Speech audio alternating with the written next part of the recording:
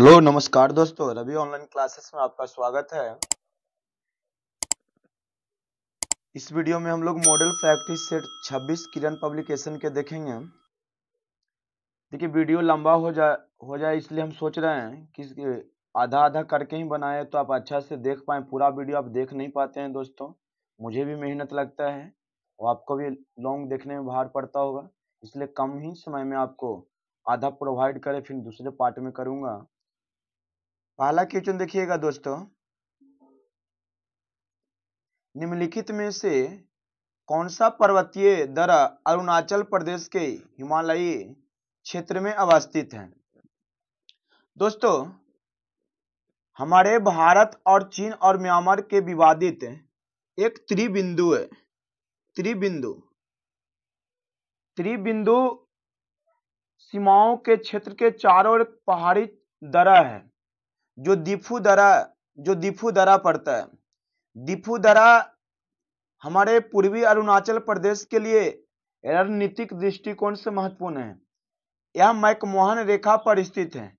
दिफू दर्रा जो है मैकमोहन रेखा पर स्थित है। कहा जाता है कि भारत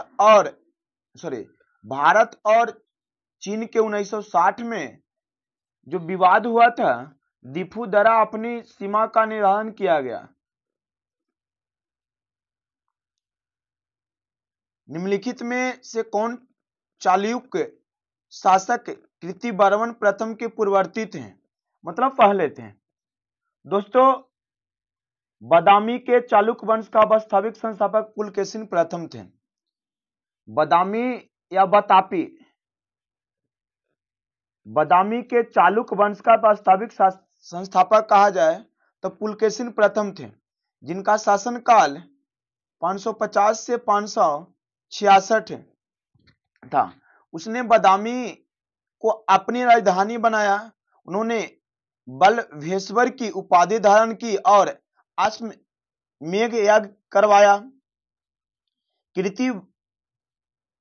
कृतिवर्मन 566 के बाद 500 शासक बना जो 597 ईस्वी तक रहा।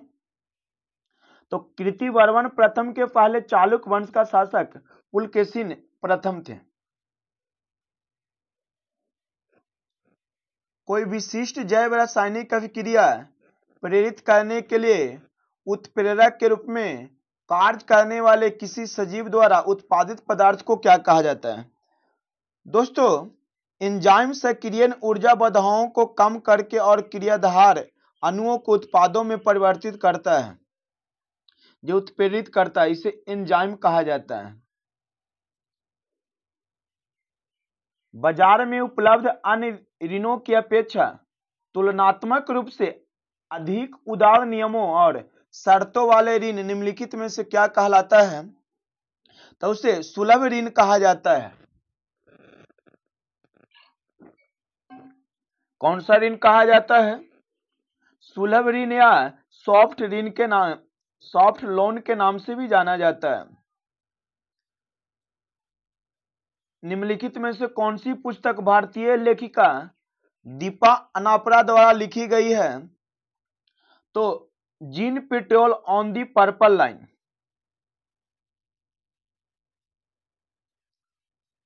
भारत के संविधान का निम्नलिखित में से कौन सा अनुच्छेद में कहा गया है कि पाकिस्तान के कुछ प्रवासियों की नागरिकता के अधिकारों से संबंधित है? अनुच्छेद 7 दोस्तों यदि भारत का कोई नागरिक 1 मार्च 1947 के बाद पाकिस्तान चला गया है लेकिन भारत में पुनर्वास के लिए परमिट के आधार पर भारत लौट आया है, तो वह व्यक्ति भारत का नागरिक बनने का हकदार है और यह भारत सरकार द्वारा नियुक्त अधिकारी का पंजीकरण के लिए आवेदन कर सकता है। उसके लिए कम से कम 6 महीने तक रहने के बाद भारत के नागरिक प्राप्त होगा। अनुच्छेद 1 होगा। निम्नलिखित में किस समिति ने इलेक्ट्रॉनिक फंड्स ट्रांसफर प्रणाली स्थापित किए जाने की अनुशंसा की है? तो 1995 में सेरा समिति के द्वारा रिजर्व बैंक ने इलेक्ट्रॉनिक फंड ट्रांसफर और अन्य इलेक्ट्रॉनिक भुगतान पर कानून के प्रस्ताव के लिए एक समिति का गठन किया था। सिंधु घाटी सभ्यता के स्थल कालीबंगन और बालाथल निम्नलिखित में से किस राज्य में स्थित है? दोस्तों, कालीबंगा और बलथा राजस्थान में सिंधु नदी घाटी पर स्थित है। कहां में स्थित है? राजस्थान में। बिहार सोशलिस्ट पार्टी का गठन 1934 में कहां किया गया था? तो दोस्तों, अंजुमन इस्लामिया हॉल पटना में किया गया था। बिहार सोशलिस्ट पार्टी का गठन 1931 में गंगा शरण सिंह, रामवृक्ष बेनीपुरी और रामानंद मिश्रा द्वारा किया गया था, लेकिन इसका औपचारिक स्थापना 1934 में पटना के अंजुमन हॉल में किया गया था। बिहार में किस खनिज की प्रचुरता पाई जाती है? तो दोस्तों, पाइराइट का। बिहार में मिलने वाली प्रचुर खनिज कहा जाए तो पाइराइट है। पाइराइट लौह का सल्फाइड अयस्क है जिसका उपयोग सल्फ्यूरिक एसिड बनाने में किया जाता है। मुख्य रूप से यह रोहतास जिले में पाया जाता है। रीजनिंग देखिएगा दोस्तों, यदि भारवल को इतना लिखा जाता है तो अपडेट को इतना लिखा जाता है, तो कॉम्प्लेक्स को कैसे लिखा जाएगा? दोस्तों देखिए क्या किया गया है, भारवल इसे इतना से कोडिंग किया गया है। क्या लिखा है? तो 22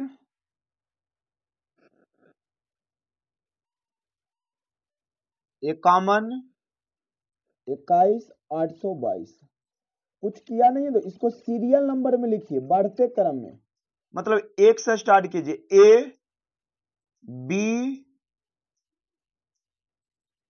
ई एल आर भी, और सबके नंबरिंग पता है, 1 2 5, एल का नंबर पे आता है 12, ए 18, भी 22। इसी प्रकार इसका विपरीत करके सजा दिया गया, विपरीत करके सजा दिया गया।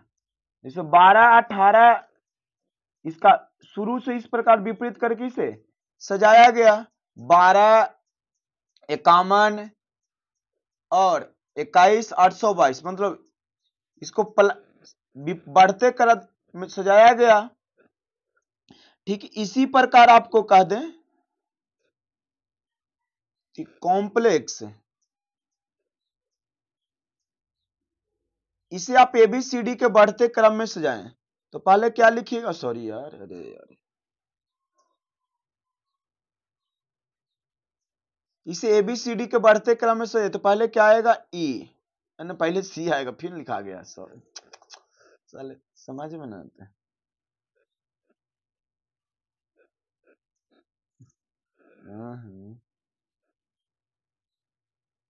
कॉम्प्लेक्स पहले सी, उसके बाद क्या आएगा? ई के बाद आएगा L M O x.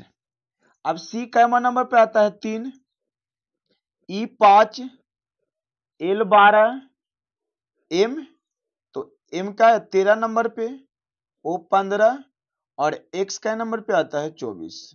Sorry, ओ तो ओ 16, ठीक है।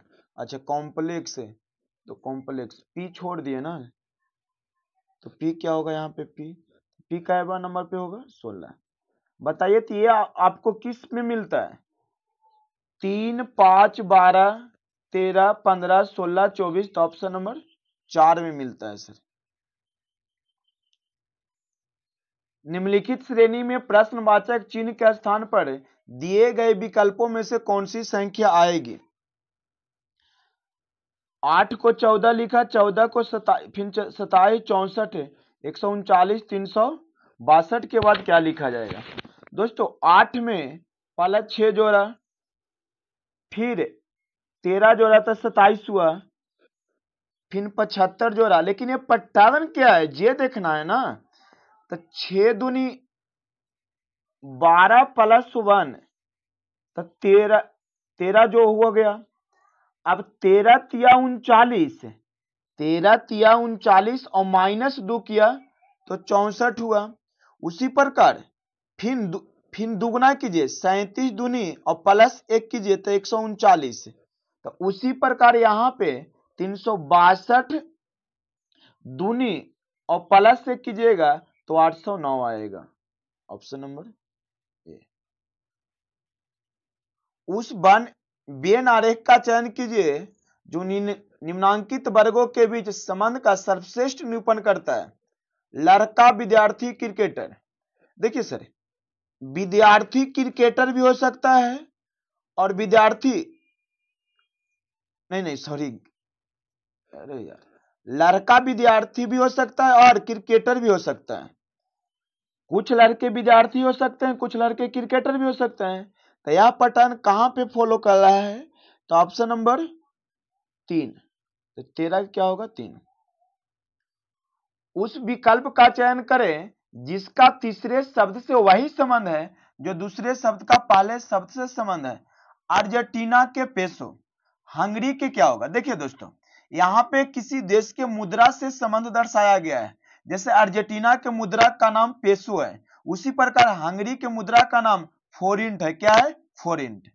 तो ऑप्शन नंबर 3 होगा। 14 क्या होगा? Option number 3।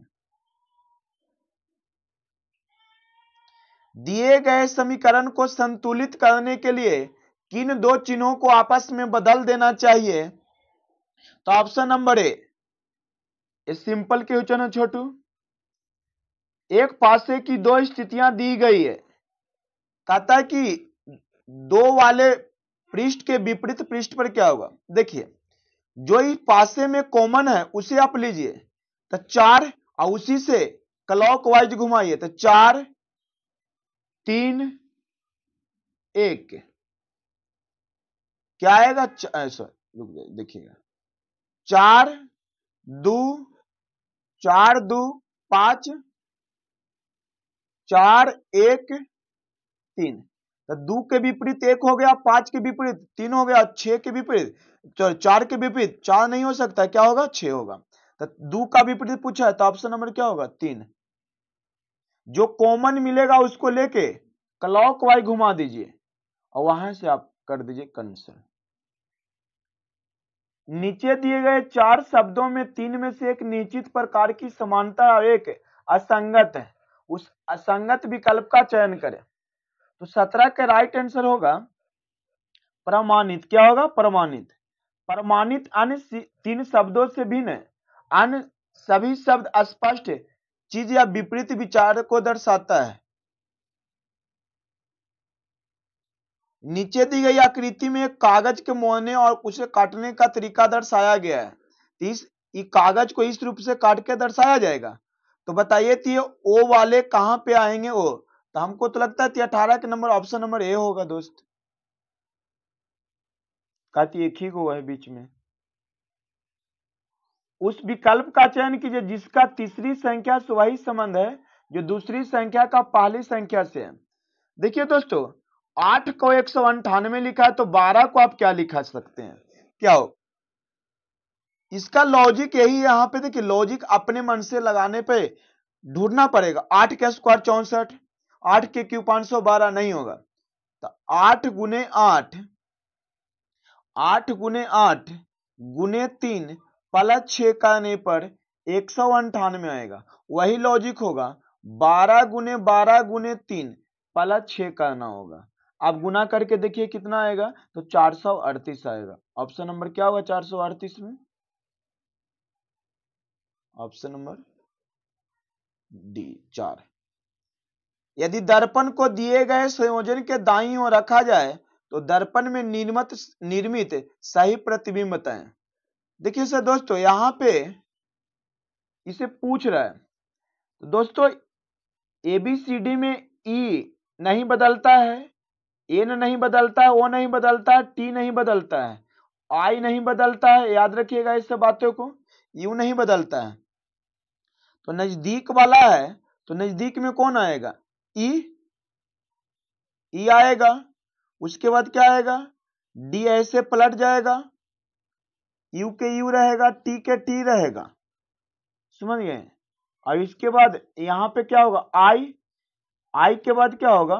तो G पलट जाएगा तो G ऐसे हो जाएगा। उसके बाद एन, एन भी वैसे रहेगा, ओ भी रहेगा, लेकिन एल पलट जाएगा तो ऐसे होगा। ये आपको कौन सा दिख रहा है? तो 20 का राइट आंसर क्या होगा? Option number 3। अब हिंदी देखिएगा। निम्न में शुद्ध वर्तनी वाला शब्द बताइएगा। पारदेशिक लिखा हुआ सही कौन है? तो पारदेशिक लिखा हुआ सही ऑप्शन नंबर 3 है। विवाह भरी किसका पर्यायवाची शब्द है? तो रात्रि का। विरह का कौन सा विलोम शब्द होता है दोस्तों? तो विरह का विलोम शब्द मिलन होता है। क्या होता है? मिलन। जानने की इच्छा के लिए एक शब्द है, जानने के लिए इच्छा के लिए एक शब्द है, तो जानने के लिए एक इच्छा के शब्द को जिज्ञासा कहते हैं। कट गया है थोड़ा सा। दिए गए विकल्पों में से सही का चयन करके निम्न स्थानों को भरे। विवाहित जोड़ी बड़े कल्पनाओं के साथ अपना नया जीवन आरंभ करता है। आरंभ कर क्या होगा? तो 25 का क्या होगा? अधिकांश विवाहित जोड़े। क्या होगा? अधिकांश। 26 देखिएगा। 26 से इंग्लिश स्टार्ट है दोस्तों। इंग्लिश अगर आप जानते हैं तो आप राइट आंसर बताइएगा अपने कॉपी में। तो 26 के राइट आंसर क्या होगा? Option number 3। 27 की क्या होगा दोस्तों? तो 27 का ऑप्शन नंबर 2 होगा।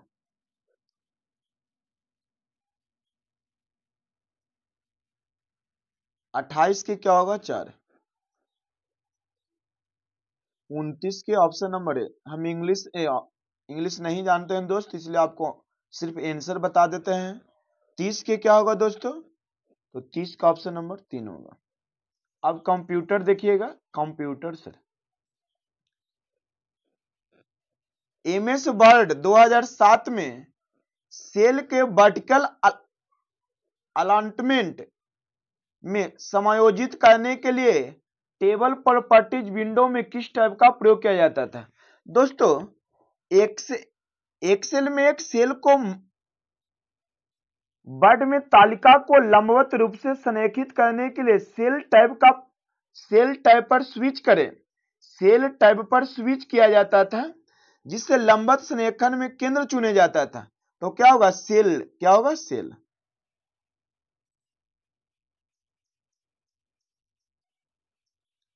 एमएस एक्सेल में निम्नलिखित फीचर्स में किसका उपयोग सिलेक्ट की गई विभिन्न सेल्स को एक बड़ी सेल के रूप में मिलाने और नई सेल में कंटेंट को केंद्र में रखने के लिए किया जाता है? तो मर्ज एवं सेंटर को।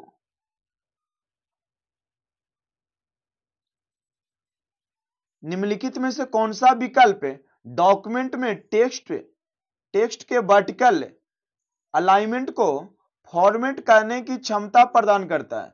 और इसका प्रयोग एमएस वर्ड के डॉक्यूमेंट विंडो में टेक्स्ट की एक पंक्ति पर टैब स्टॉप सेट करने के लिए भी किया जाता है। तो 33 का होगा ऑप्शन है रूलर बार।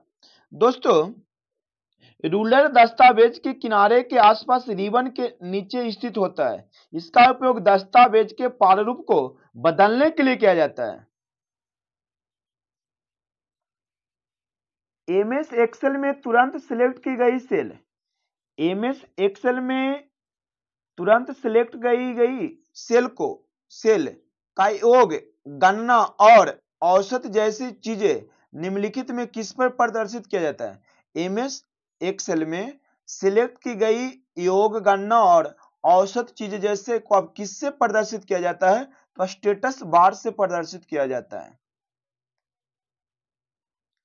एमएस वर्ड 2007 में प्रिंट प्रीव्यू विकल्प में निम्नलिखित में से कौन सा विकल्प नहीं मिलता है? तो माइक्रोसॉफ्ट में फॉर्मेटर पेंटर नहीं मिलता है। फॉर्मेटर पेंटर नहीं मिलता है। निम्नलिखित में से क्या सर्च इंजन्स द्वारा सर्चिंग के लिए प्रयोग किए जाने वाला टूल नहीं है? तो यूआरएल यूनिफॉर्म रिसोर्स लोकेटर कहा जाता है। यूआरएल को यूनिफॉर्म रिसोर्स लोकेटर कहा जाता है। एमएस वर्ड के निम्नलिखित में से कौन से फीचर का प्रयोग किसी सिलेक्शन से सभी प्रकार की फॉर्मेटिंग को मिटाने के लिए किया जाता है? जिसके बाद केवल समान टेक्स्ट शेष बचता है, तो क्लियर फॉर्मेटिंग। ई बैंकिंग सेवाओं के संदर्भ में नेफ्ट का पूर्ण रूप क्या होता है? तो national electronic funds transfer. Delete किए गए किसी भी ईमेल को स्टोर करने के लिए आमतौर पर निम्नलिखित में से किस फोल्डर का प्रयोग किया जाता है? तो दोस्तों, ट्रैश का।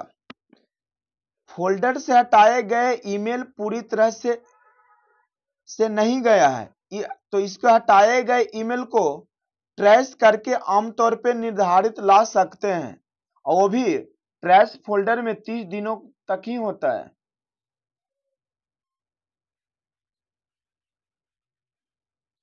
एमएस एक्सेल 2007 में निम्नलिखित में से कौन सा लॉजिकल फंक्शन यह जांच करता है कि क्या सभी तर्क सही और यदि सभी तर्क सही होते हैं तो ट्रू के रूप में परिणाम क्या दर्शाएगा? देखिए, एमएस एक्सेल 2007 में एंड फंक्शन यह जांच करता है कि क्या सभी तर्क सही है। एमएस एक्सेल 2007 में एंड फंक्शन यह जांच करता है कि क्या सभी तर्क सही है, और यदि सभी तर्क सही होते हैं तो यह ट्रू लौटाता है, ट्रू। तो एंड होगा, क्या होगा? एंड। तो सर हम यहीं इसके बाद टेक्निकल हम पार्ट 2 में आपको अपलोड करेंगे।